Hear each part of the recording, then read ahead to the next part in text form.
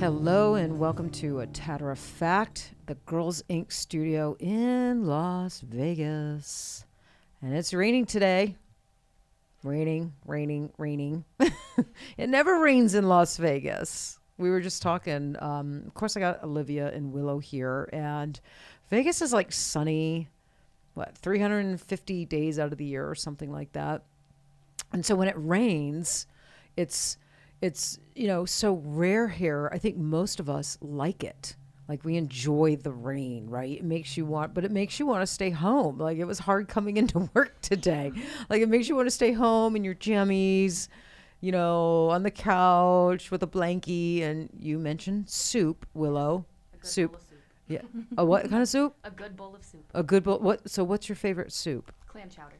Ooh, really? Yeah. You don't like clam chowder? No, and I'm from Maine. I mean, I feel like you have the best clam chowder there. Well, we do. And my grandfather was like famous for his clam chowder. I have a great clam chowder soup.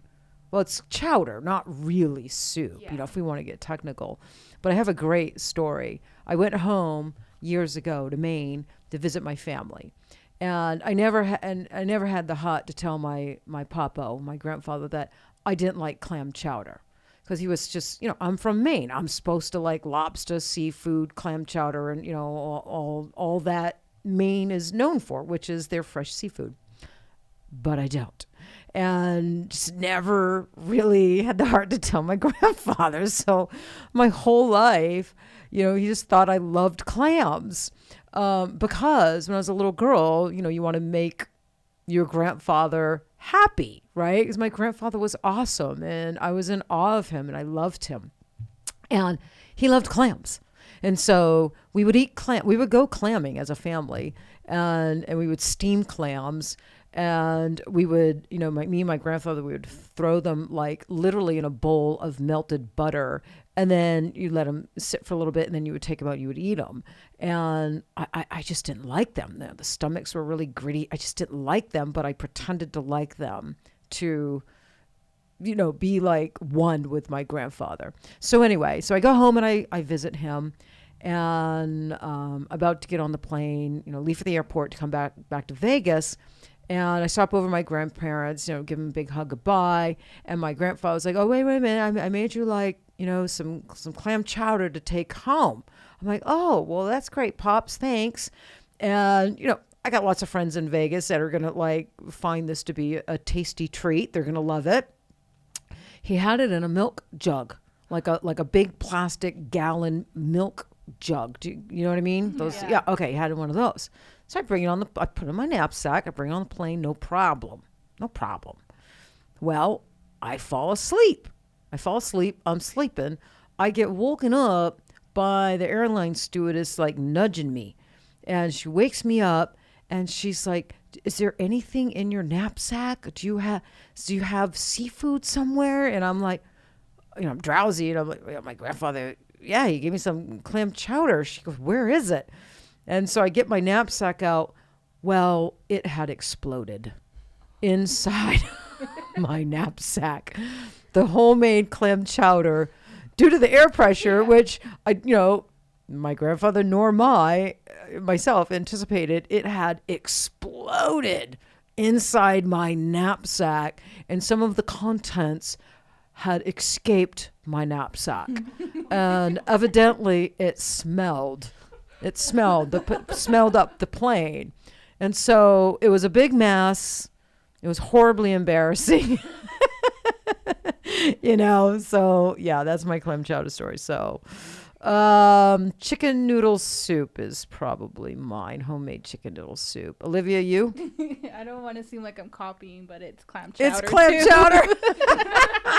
It's just so good. That's okay. That's okay. Lots of people like clam chowder. It's okay. It's all right. So yeah, so here we are.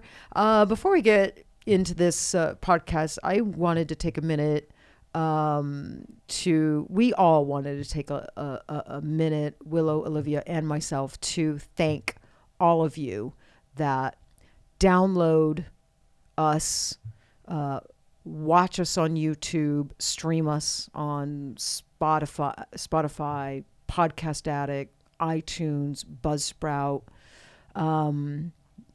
We just want to thank you from the bottom of our hearts. This year was a real growing year for Tatter-a-fact, for this podcast.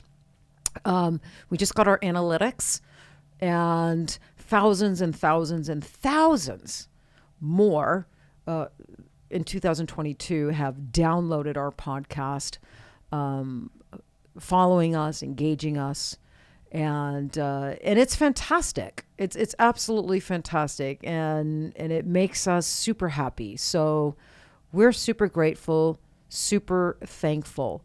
And if you are following us, whether it's watching us on YouTube or streaming us on one of the streaming channels, if you happen to like an episode, you like what we're doing, a review would be great.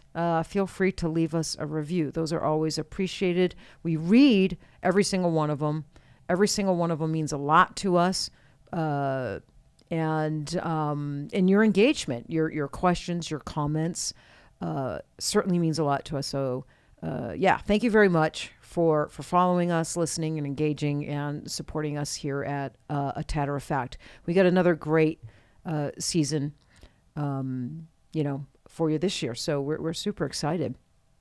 So just a couple things that I wanted to mention as well. And that is the Girls Inc. Gazette. Willow and Olivia spend a lot of time putting the Girls Inc. Gazette together. Some of you that are customers or on our email list are already getting the Girls Inc. Gazette, so you know what I'm talking about. But for those of you that are not on our email list, you have no idea. So I want to tell you what it is.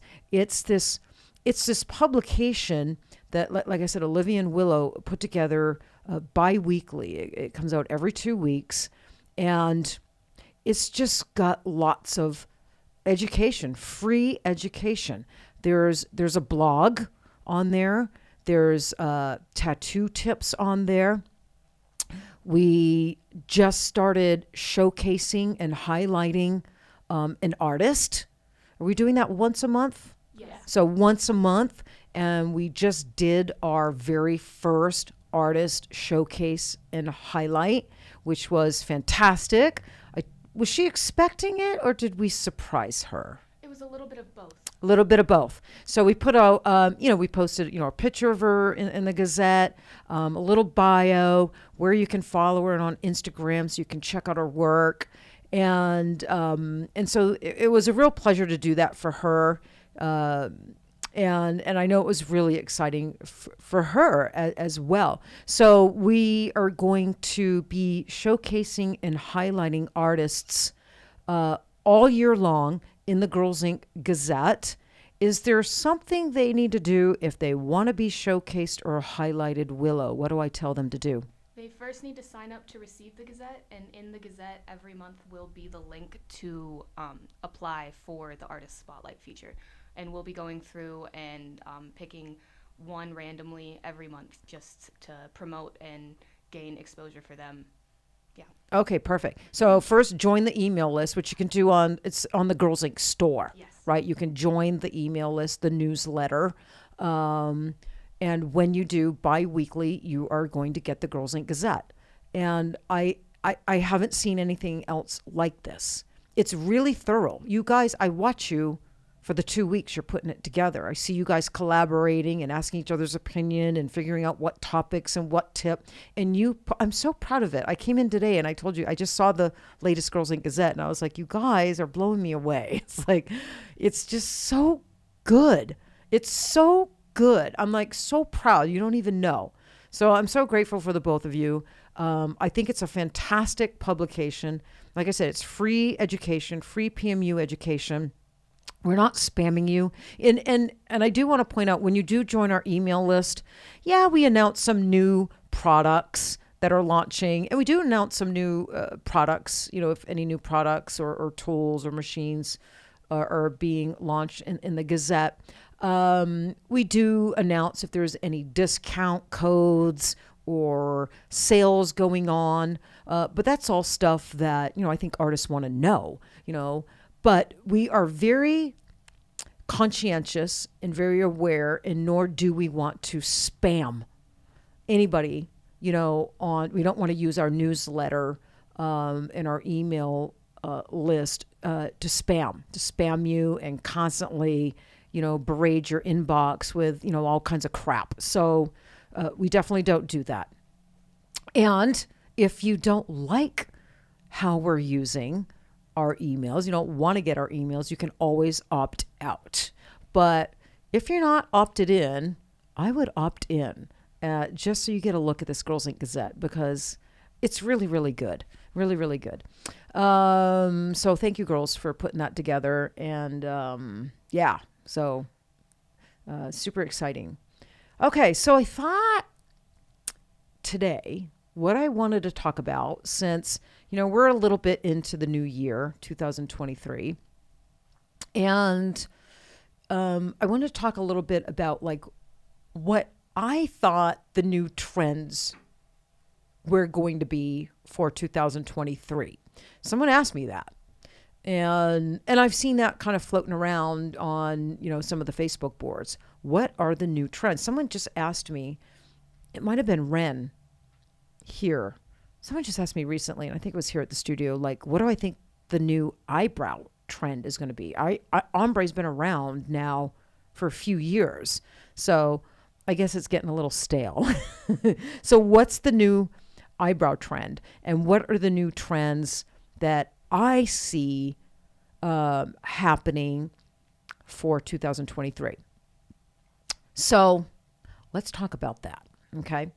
So I think one of the new trends for 2023 that I see happening is, I think more artists are going to be moving into the bigger needles, like bigger shaders and mags, like 5, 7, 8 shaders, for eyebrow work, 5 shaders for eyeliner work, maybe even 5 and 7 mags for brow work. Lots of, artists, I see them moving into mags now. They're getting off the single and they're moving in to not just shaders, but they're moving into magnum needles. So I think that trend is going to continue. And I think bigger needles, bigger shader needles are going to be just as popular as the single needle and the really small liners. Now, with that said, I don't think for 1 second single needles and small liners are going anywhere, right? And nor should they.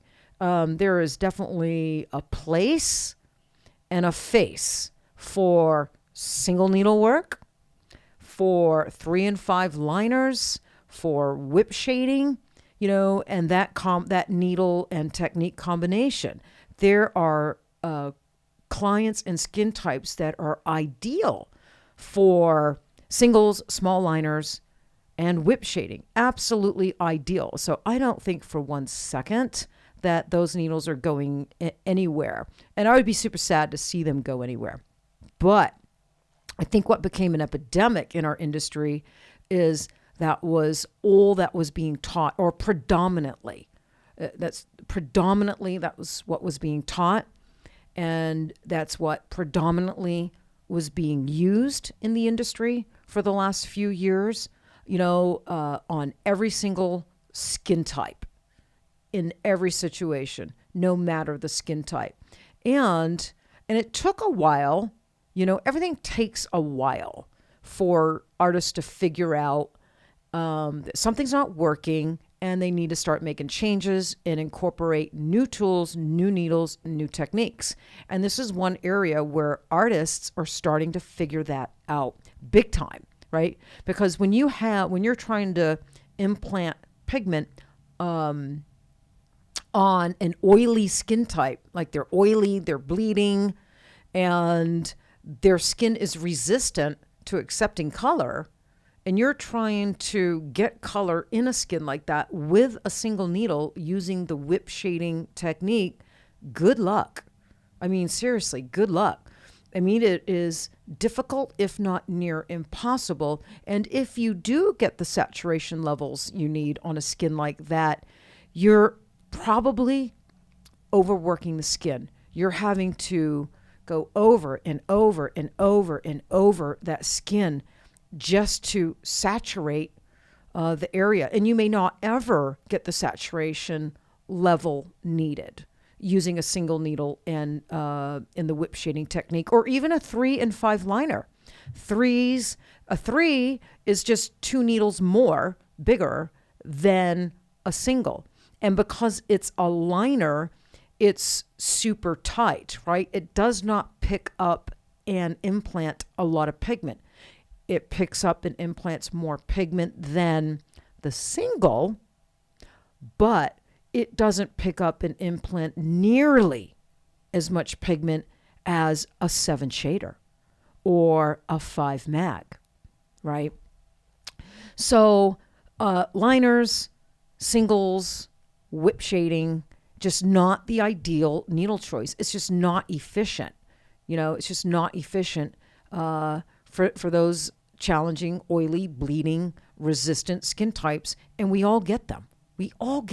And it's actually like a big percentage of our clientele, right? I mean, when I get a client that, the skin's really refined and they're not oily and it just takes color like a dream. It's like, like you're so happy. You're like, okay, what did I do to deserve this? Because a lot of the skin types are challenging. And, newbies, they're being taught single needle or 3 and 3 liner. I mean, that's what they're being taught, and they're being taught the whip shading, and they're out there struggling. They're struggling on a lot of their clients because their clients are just not going to take pigment with those small needles. Or the whip shading movement, right? Because if you think about the whip shading movement, great movement. I use it all the time. I would die without that movement, right? I would change as an artist if I didn't have that movement, but it doesn't implant a lot of pigment. Like circular movements implant a lot of pigment. So we have to be super strategic. We have to be thinkers. When you have to be strategic and choose the needle configuration and the movement that is going to be the most ideal choice, the best choice possible for that client, that face, that skin type, that procedure laying in your bed at that very moment, right?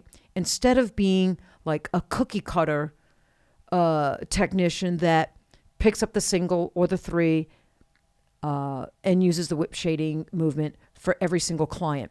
Because as these young artists are moving along in their career and, they're starting to get, 30, 40, 100 clients under their belt, they're discovering all on their own that, PMU and what we do, it's the cookie cutter or, following, like the same steps for every client is just not working. So, and a lot of them, reach out to us. They know that I use bigger needles. They know that I use smaller needles, but they also know I'm damn good with those bigger needles. And a lot of them are going back to their original trainers, and but they're not getting the answers that they need. They're not getting the advice that they need. Yeah, and they're looking for change. They're looking to change things up, and so that's my prediction. I think I don't think that I know, but versatility breeds efficiency, right? Yes. Versatility and efficiency breeds artistry, and I think that's important in order to be the caliber of artist you want to be. You have to be efficient. You have to work with efficiency. You have to be versatile. and understand all the different needles out there and take advantage of different needles for different situations and all the different skin types that you work on. And once you do that, you know, I mean, your level of artistry, your level of skill, your level, what you're able to accomplish, it just starts to really level up. And it's actually, it can be magical. It can be like super magical. So yeah, that's what I see. I think artists will be moving over into the bigger needles in 2023. And they need to. So I'm super excited for that. Super excited for that. And let me touch one more thing on liners. When it comes to, you know, we talk a lot about oily skin, bleeding skin, resistant skin, you know, and how, you know, the smaller needles just don't work that well on those skin types, especially if that particular client wants a high saturation brow, right? Because not everybody wants this low saturation, barely there eyebrow. A lot of clients, I mean, they want some substance to their eyebrow. I mean, they want to heal with some good color. And some clients even want a striking look. They want high saturation. They just do. So we tend to focus on that a lot. But let's just touch on mature skin types. Clients that are older, they have thin skin, fragile skin, delicate skin, right? Those skin types, the needle that's going to cause the less trauma on that particular skin type is the shader needle. And the reason being is because the shader needle is flexible. It moves with the skin. It's way more forgiving than the liner. Liners are engineered and soldered to be tight and rigid. No movement when they hit the skin. Like if you run your finger across a liner, those needles don't move. But if you run your fingers across a shader, those needles move. So the liner is super rigid, super tight, doesn't flex, doesn't move with the skin. So it causes more trauma. And that's just a scientific fact. That's not me,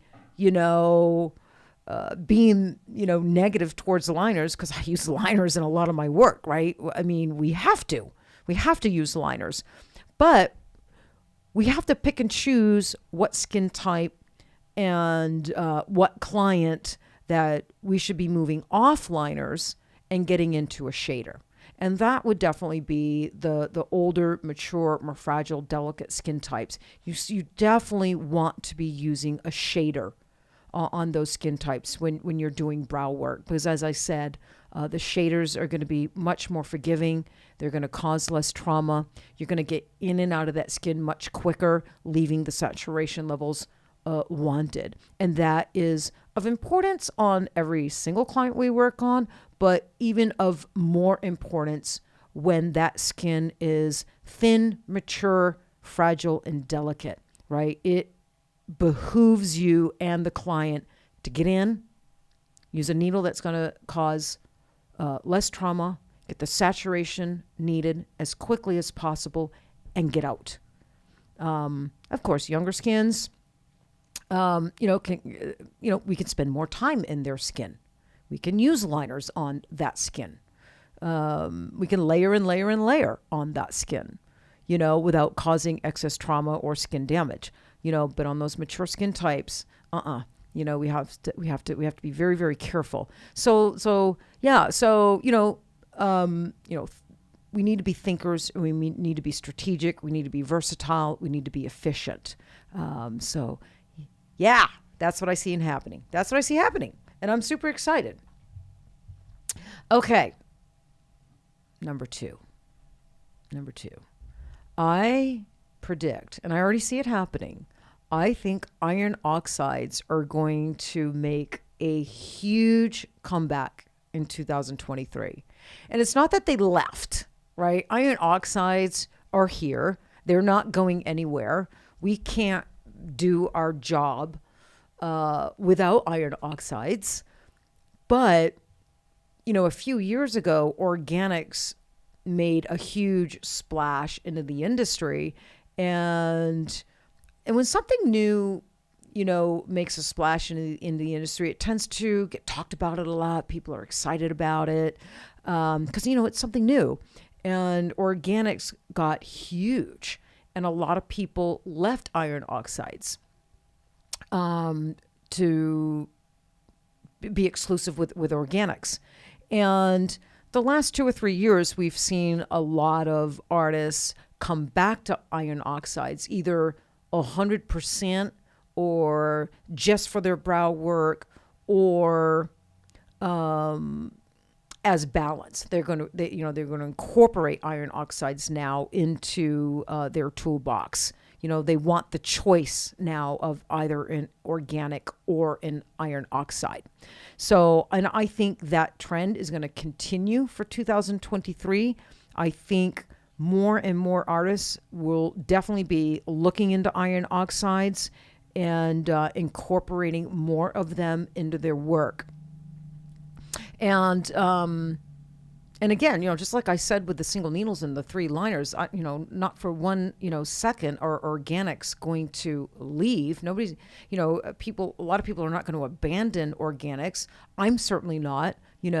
We make an organic line called Loaded, and we make an iron oxide line called Aqua. So, again, when you're choosing pigments, whether you're going to use an iron oxide or an organic for that particular procedure, whether it's a brow, eyeliner, lip, or areola, on a particular skin type, we need to be strategic and we need to be thinkers and we need to choose, which type of pigment is going to serve the client the best. Which type of pigment, the iron oxide or the organic, is most ideal for this particular procedure on this particular client.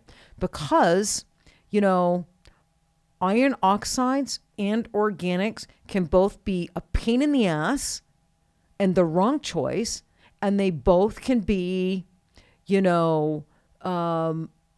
amazing and the absolute right choice. And just like needles.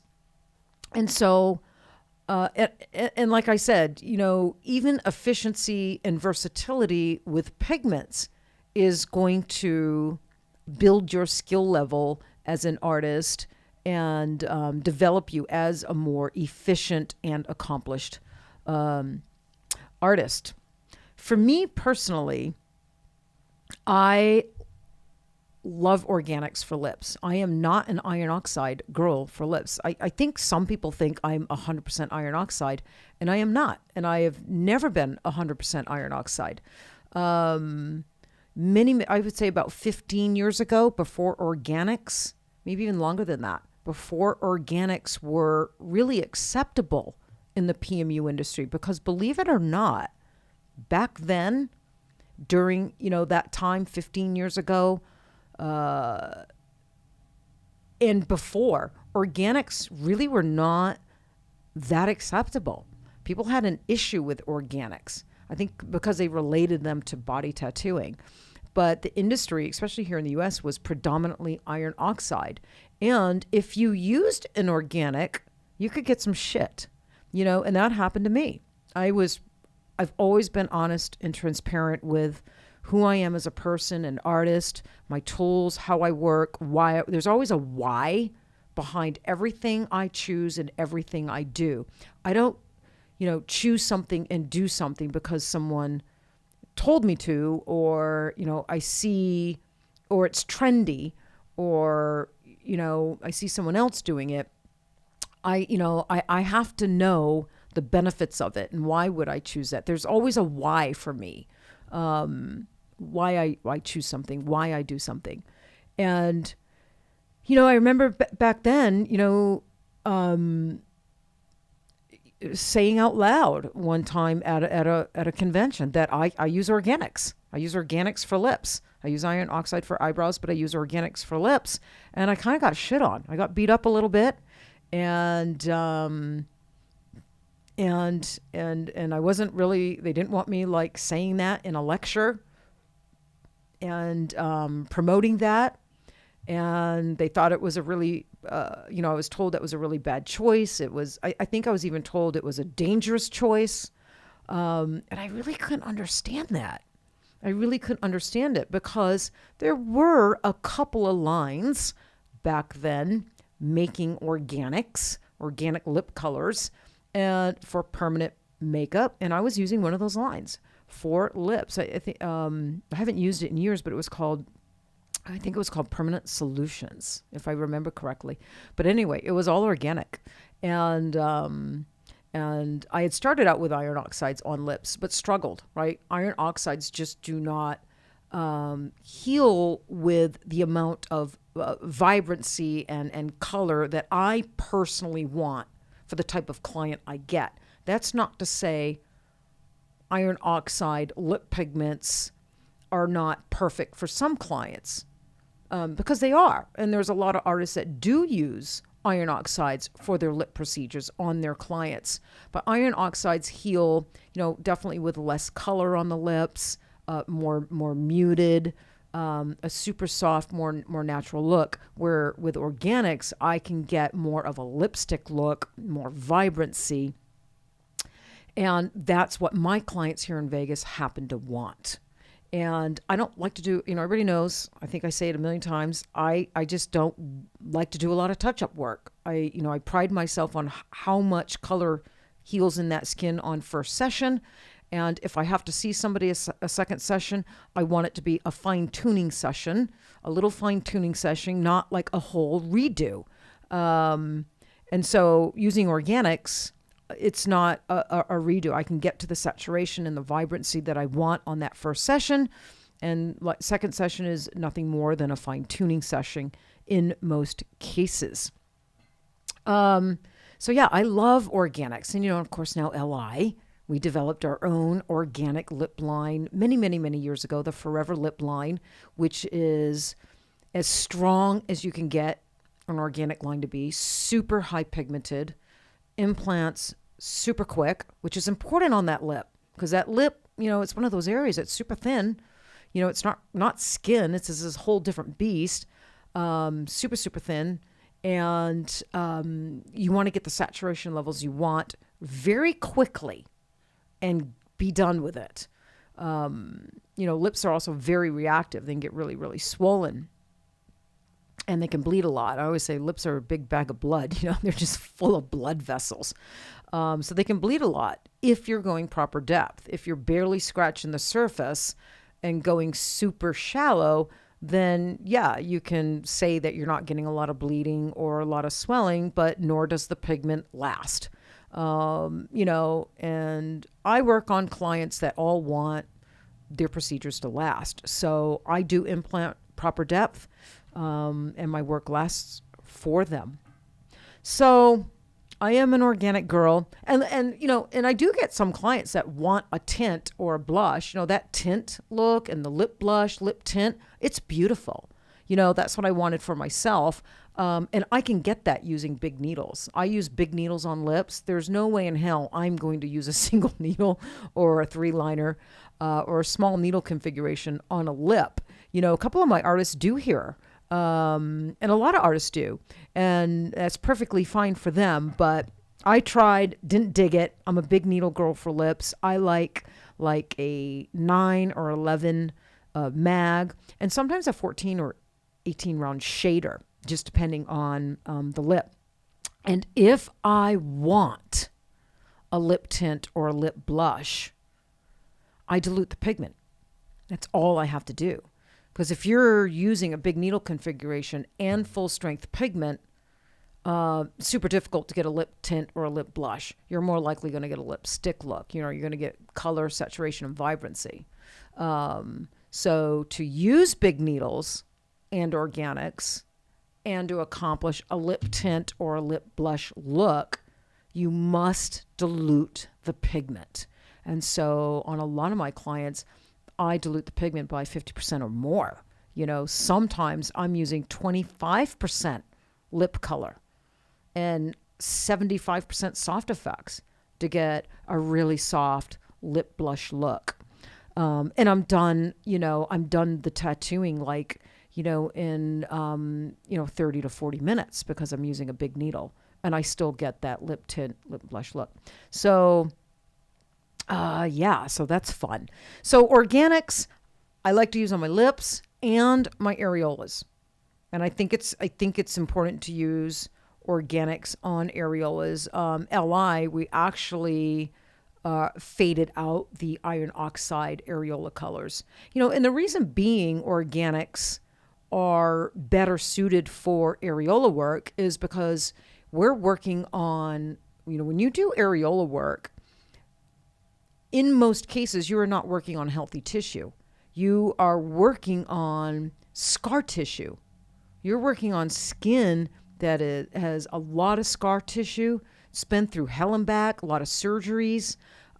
Radiated skin can be a real bitch, and then combine radiated skin with scar tissue. And iron oxides just don't quite have the oomph needed for that type of skin. Of course, we do get some breasts in where very minimal scar tissue, they weren't radiated, and an iron oxide will work rather nicely. But I am an organic girl for areolas. All my areola work is done in organics. And that is a place and a procedure that I want to last for the client. I want it to last like a tattoo lasts, right? They had cancer, they battled cancer. Maybe maybe cancer came back and they battled it, 2 or 3 times. They're a warrior now. They're what we call a warrior, surviving warrior. They've been through hell. They've been through surgeries, radiation. Those are some of my clients, some of your clients if you do areola work. And I don't want the tattooing that I do for them to fade in 3 or 4 years.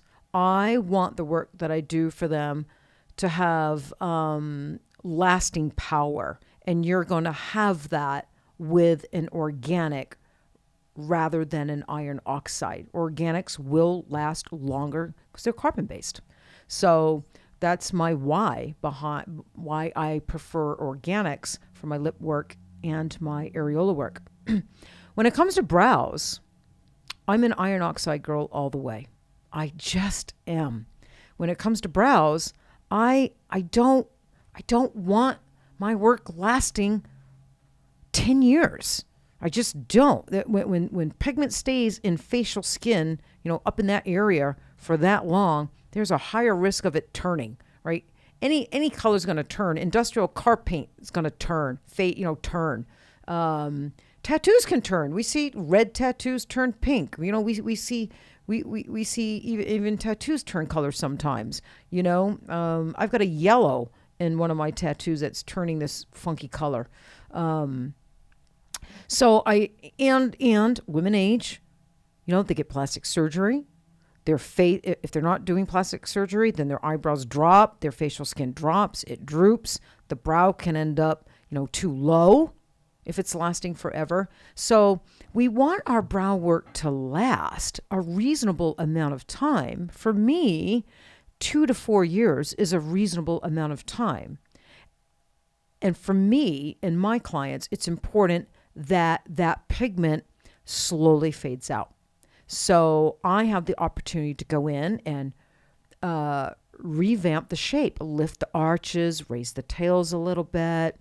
And it also helps ensure that I'm not going to end up with a gray brow or a green brow or a blue brow or a red brow or an orange brow. Because like I said, the longer pigment sits in skin, the higher propensity that it could turn color.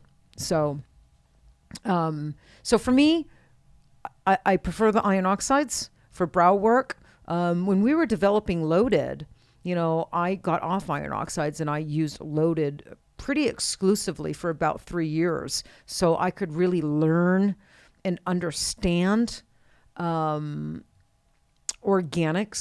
in the brow area. And of course, so I could develop the colors and, formulate and put out a great set of organic colors for those, that love them. And I think we did that with Loaded. Once in a great while, if I got a super oily client, and I just can't get aqua, the iron oxide in their skin, I'm not going to sit there and beat up that skin.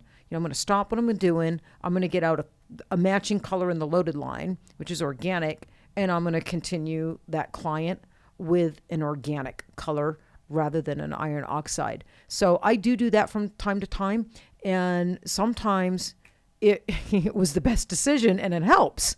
It just helps. Sometimes an iron oxide just is not going well. It's not implanting well. And I am not the type of artist to sit there and try to force pigment in someone's skin and, do pass after pass after pass. I something, in my formula, something in my setup is not working. So I'm going to stop and I'm going to change.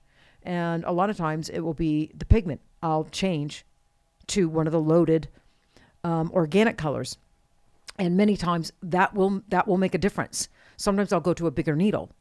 I'll go from an 8 shader, or maybe I'm using a 5 shader. I'll go from a 5 shader to 8 shader. I'll change things up. Maybe I slow down my machine and slow down my movements. You have to change things up when the skin's not taking color as you want it to take, right? Because something in your formula, something in your setup's not working with that skin. So stop, change things up, try again, And a lot of times you will have much better success. And then there are times, I will fully admit, no matter what the hell you do, that skin is just going to be an asshole. It's just not going to take well no matter what we do. And those skin types exist out there, right? They absolutely exist. I think there are people walking around that are not great candidates for permanent makeup for whatever reason. Sometimes we can figure it out, and sometimes we just have no clue. We'll never figure it out. Their skin is not going to take well.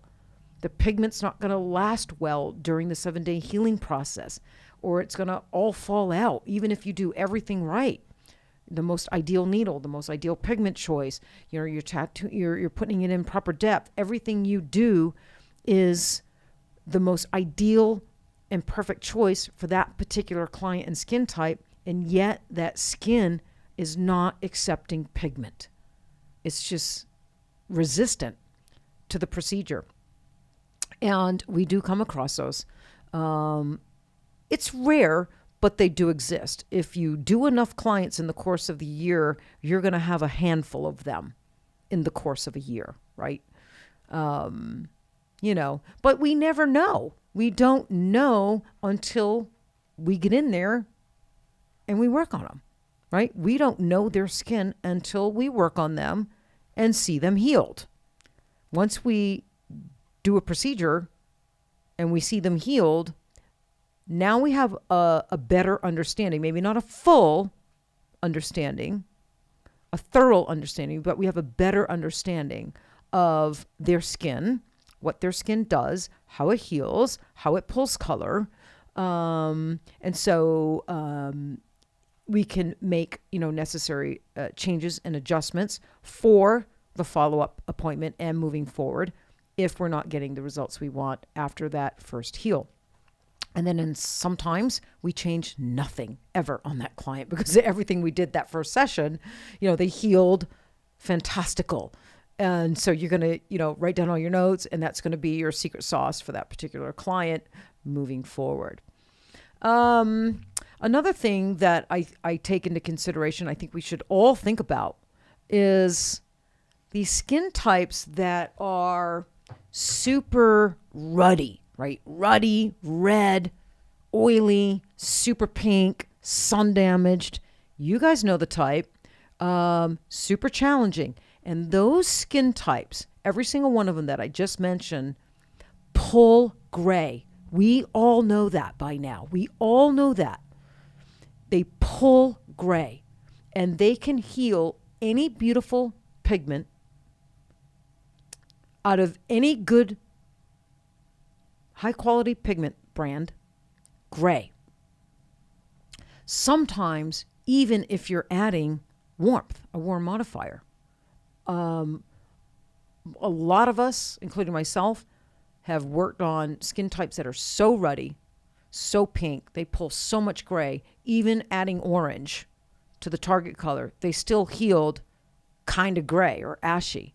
We didn't get that rich brown. Sometimes you cannot obtain a rich brown on those skin types. So my thinking is organics, right, are made with carbon, black carbon. Black carbon has the longest staying power of all colorants, both in iron oxides and organics. And as we've watched the organics age the last several years, a lot of them are aging to the gray and blues. Not on every single client, of course, but on a lot of clients, we're seeing organics age blue or gray.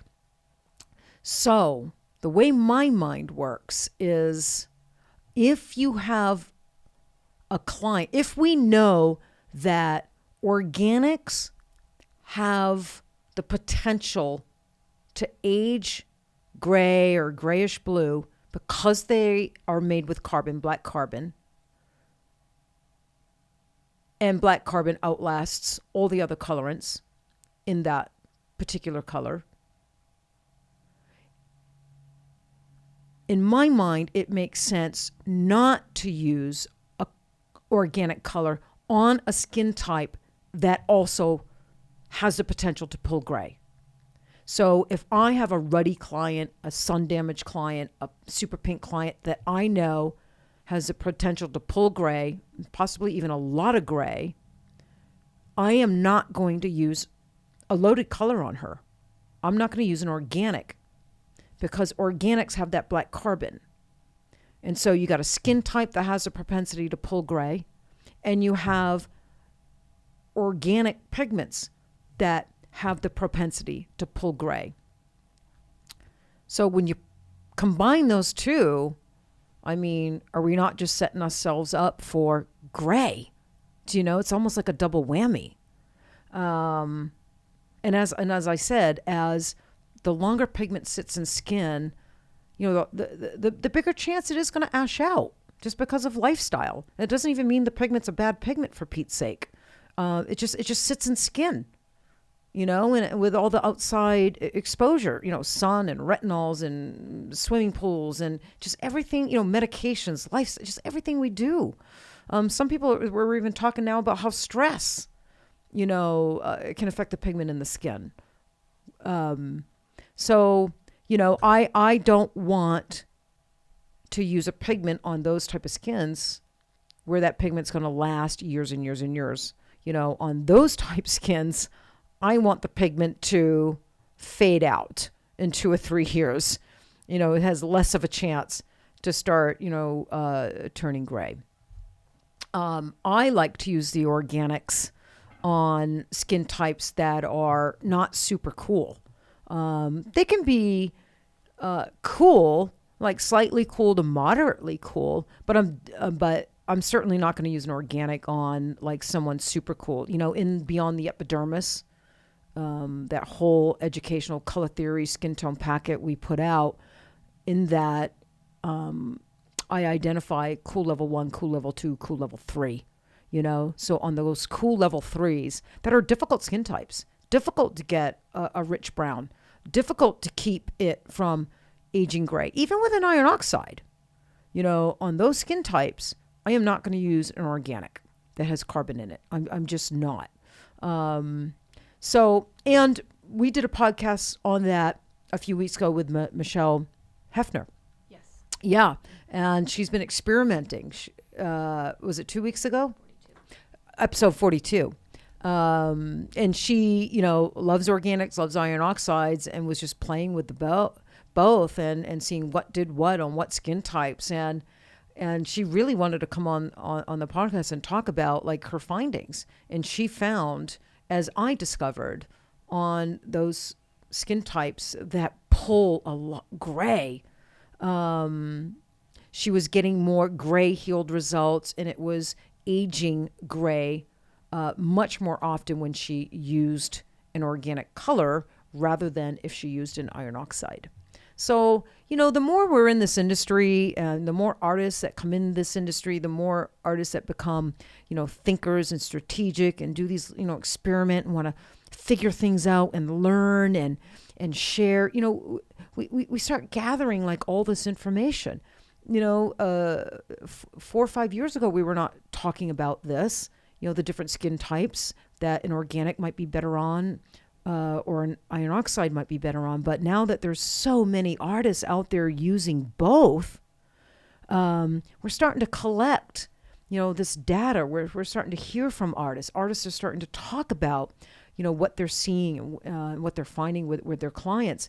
And so, which is beautiful, because we're starting to learn so much more about organics and iron oxides and what the best skin types are going to be for an organic pigment, and which skin type is going to be the best skin type for an iron oxide, and utilizing both. Don't pick one or the other. Don't box yourself in and limit yourself to only one. As PMU artists, we should definitely be taking advantage of both iron oxides and organics. They're both they both are very, very valuable to this industry and to the work we do as PMU artists. 100%. So lastly, let me talk about eyeliners, right? Iron oxide or organics on iron oxides, right? So, because I'm an organic girl on lips and areolas. I'm an iron oxide, predominantly iron oxide on brows. And when it comes to iron eyeliner, it depends. It depends. I love both. I think my first choice, I would love to use a carbon, an organic carbon on every client if I could, right? The molecule is so small, particle size is so small that it implants very quickly, very fast.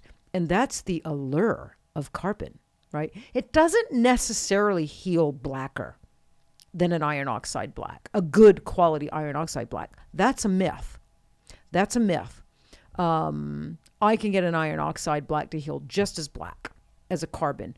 It's typically going to be the skin that dictates, and technique, whether your black's going to heal really, really black or more of a charcoaly black. And in some cases, like bluish. And if you're getting blue in a lot of your work, then you're going too deep and you're overworking the skin if you're using a high quality black. So for me, I do love a carbon, but it is not appropriate on a lot of my clients. I just did an eyeliner yesterday. You were in there filming me, Olivia, and she was 67 years of age, and she had a lot of broken capillaries on her lid. And she did have a lot of real estate. She had nice open eyes and a lot of lid space. And she had a great look, right? She had black hair. She was dressed cool. She flew in from San Francisco. She had this great look. And so, we did a little bit of like the sexy kind of, was it like a little baby wing? Kind of, right? Really great, beautiful shape. And if I could have used a carbon on her, I would have. But there's no way I was going to use a carbon on her and risk migration. I mean, she was just, the skin was too thin. It was fragile. And like I said, she had, I could see the red blood vessels all over her lid. And that is a recipe for disaster if you're using carbon. And I don't care how good you are. Even myself, as good as I am with carbon and eyeliners, I'm at risk for causing a migration on an eyelid like that. And so there's no way. So for me, whether I use a carbon black or an iron oxide black in my eyeliner work, absolutely depends on the skin type. No visible red blood vessels. It cannot be older skin. It can't be thin and fragile. No way. It's just got to be this perfect eyelid skin for me to go to use carbon. And with that said, I won't do a wing in carbon, right? I just don't think it's smart to do a wing in carbon. Not everybody wants a wing, 30 years later. And then that wing that you do today that, is pointing up and going in the right direction, looks sexy and beautiful, in 10 to 15 years, might be pointing downward or heading in the wrong direction and look terrible on that client. So, and I learned that the hard way, you guys, because coming from body tattooing, I used carbon on everybody the first part of my career with all my eyeliner work. And I had multiple clients say, I wish I didn't get the wing to me. And they didn't blame me because, they chose the wing, but I chose to use carbon and do the whole eyeliner, including the wing and carbon. And I tend to not to lose my clients. My clients tend to stay with me for years and years and years. And so a lot of them I've seen, 10 years later, and they wish they had not gotten that wing done. And not too long ago, I had someone ask me to do lift removal on it. And so when that happens, even though they requested it, they wanted it back then. It's all they wanted. They wouldn't have settled or been happy with anything less than that wing in that moment. It's 10 years later. Their taste has changed, and I feel bad. I feel guilty. I can't help but feeling guilty. Like now they want to lighten and remove something I did. Or now they're not happy with something that I did. But I didn't know better back then. I didn't really understand pigments and how, pigments fading can be of value to us. I just really didn't understand pigments and fading factors and all that important stuff back then. So, when you know better, when you learn and you know better and you get educated, you make different decisions. And I certainly have. So I no longer do wings in black carbon. I will switch and do the wing in an iron oxide if I'm doing the rest of the eyeliner in a carbon. So yeah, so with eyeliner, like I said, it really depends. And it depends on your skill level. I don't think any newbie out there should be using carbons. All you have to, even on perfect skin type, all you have to do is go slightly too deep or angle it wrong and catch a capillary that is not visible to the naked eye, and you've got a migration. And migrations can be hideous looking. Not one single migration I've ever seen is attractive. They're all unattractive, and some of them can be absolutely downright disfiguring looking, So I don't ever want to be in the position of causing a migration. I've never caused one. I've came close twice where it blurred a little bit, and that's when I started rethinking my choices. And I never want to see any artist, any of you out there. I never want to see any of you cause a migration because it will affect you. It will affect you. It will affect your confidence, and it will cause you a lot of sadness and stress and worry. And it could cause you a whole other set of problems if that client, is more than upset. So be careful when you're choosing iron oxide or carbon on those eyeliners. And, one thing I think a lot of people, I just mentioned this, I'm going to repeat it, but, they think that yes, carbons do implant quick and easy, because small particle size. But that's also the reason they migrate, because that small particle size, right? Particles so small, implant super quick, but it also can migrate just as quick. And I will see artists like bitch about black iron oxides. It doesn't go in the skin. It doesn't implant. And I don't get it. I mean, me, Amber, Michonne, Will Anthony, some of the best eyeliner tattooists in the industry are absolutely using black iron oxides without all these issues that some people are bitching about. So it's either technique or they're not using a good black iron oxide, right? So we have Onyx in the LI line, and it is black, and I can implant that like nobody's business, and it heals black on the right client.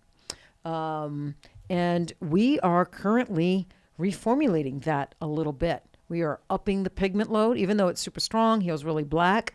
We are upping the pigment load on that currently, and we are reformulating it a little bit to get it to implant even quicker and a little bit closer to how a carbon implants. If anybody can do it, the ladies at LI can. They're brilliant, and so I'm super excited for the evolution of Onyx, and we're going to take that color and we're going to move it over into the OMG pigment line. I don't know if I was supposed to spill the beans on that, but I just did. But I'm so stoked. Yes, we are working on an OMG. Everybody's loving the OMG needles.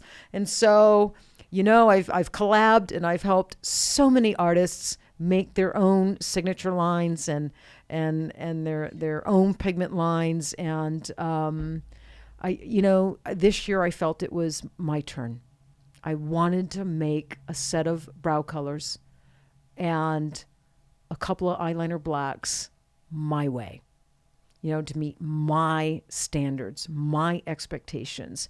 And I've learned a few things, in the last year. And so we're putting that new stuff and that new technology into the new set of brow and eyeliner pigments. So, so we got a ways to go. I think they'll be launching this summer. Yep. So I'm super excited. So, all right. So how long have we been talking, Willow? An hour and 2 minutes. An hour and 2 minutes. All right. So then let's just wrap it up. Yeah. Okay. We'll wrap it up. So I had two other trends that I thought that I was going to mention, that I thought they were going to be, hip and happening for 2023, but I didn't get to them because on my first two trends, I ended up educating, right? Which I can't help it. I wanted to just mention I just wanted to kind of mention the trends and skim over them a little bit and get all the trends mentioned. And I just can't fucking do that. I end up getting deep and, talking shop.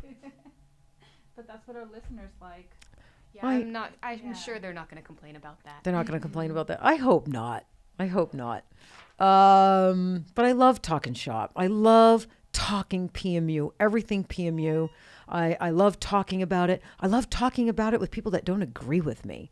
Because, whenever you talk about something with someone that you don't agree with, right? If you're both adults, mature, and you can talk about an issue with kindness, respect, and grace, each party on either side, you learn something. You learn, and your mind opens up. Even if you still, after that conversation, don't agree, if you listened and you were open to accepting the information, maybe you don't agree, but you're open to listening and accepting, you learn. It opens up your mind, and you learn. I do. Absolutely.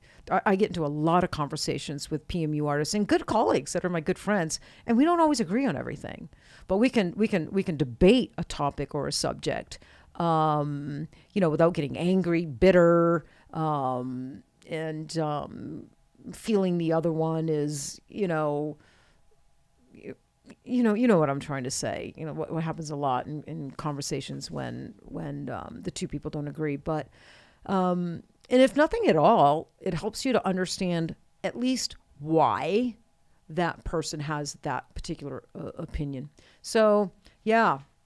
So anyway, I'm sure a lot of my listeners, they don't agree with everything that I say, but I hope that, my hope is that the way I present it is in a way that even if they don't agree with what I'm saying, I'm presenting it in a way they see that I'm presenting it from a place of love and kindness, and they take it as such, and I think they do. I think they do.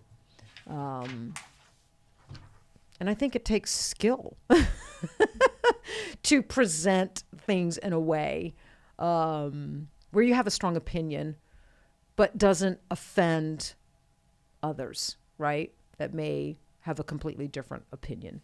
I think that takes practice. Okay. So maybe next week we'll just pick up where we left off, because I do have 2 other trends that I wanted to talk about, and we'll do that. We'll do that next week. So let's wrap it up. So let me leave you with this, you guys. 2022, it was a hard year for some. I think a lot of people, right? We're all over the Facebook boards, and there's a lot of PMU artists struggling. Some of them, are having an extremely difficult time getting clientele. A lot of them are leaving PMU. I mean, that one post, a couple weeks ago on the Facebook board, I think it was over 400 comments. And out of those 400 comments, it was like so many. I just couldn't believe how many. Me and Kat were just reading. How many are not making it in PMU, and they're closing down. They're leaving PMU, and it was so sad. So I think 2022 has been difficult for all of us, including me, including Girls Inc. It's been a tough year. I mean, and even the big companies. The big companies are actually laying off. Stocks are down. Inflation. It's just been one of those years, where you kind of had to tighten up your belt and get lean and ride it out. If at all possible. And, as a business owner, owning Girls Inc., we've been through this 3 or 4 times, in the time I've owned Girls Inc., we've been through it. And thank goodness, we're lasting. And I think it's because I've learned a lot. I've learned how to get through, these times. And it's financial hygiene, going through your bills and eliminating what you can, and sometimes even buying your PMU supplies in bulk, looking for the discounts, looking for the sales, just being conscientious of your spending. And I always tell myself, when I get a little worried or I see somebody else really worried, we have artists reaching out that are worried. I always tell them it's temporary. It is temporary. These moments that come in business, they're temporary. And you just got to figure out a way to get through them. And they will come again. It's life, it's business, it's the economy. They will come again. It's like ebb and flow, right? So let me leave you with this, especially like if you're new to PMU or you're one of those out there that are, really struggling. Shit always gets harder right before the level up. And don't forget that. So, if you're a younger artist out there and you just, you're saving your money, you were just going to get into a new studio, or you just did get into a new studio, or you were going to launch this, or you were going to do that, or, anything along those lines. Shit always gets harder right before the level up. Everything gets harder, more stressful, more challenges show up in your path. The roadblocks, right? The obstacles, all that shows up right before the big success, the big breakthrough. And that's fact. And don't ever forget that. Remind yourself of that. Remind yourself of that. And if you're struggling, seek and find the opportunity in the struggle or in the challenge. Seek and find the opportunity because they're there. They're there. You just got to seek them out and you got to find them. And maybe you have to pivot a little bit, right? Just like in our PMU work we talked about today, you have to be strategic and you have to be thinkers and you have to pivot if a particular needle, pigment, or technique's not working. Same thing in business. When the economy gets rough and your revenue gets down, you have to pivot. You have to pivot. You have to rethink how to grow your revenue in your already existing avenues and look at ways to create new revenue. Get lean, know it's temporary, and don't stop believing in yourself, and don't fucking give up. If this is your life, if this is what you want to do the rest of your life, like it is mine. All right, so stay in the pursuit of happiness, everybody, and we'll see you next time on Tatter-a-fact.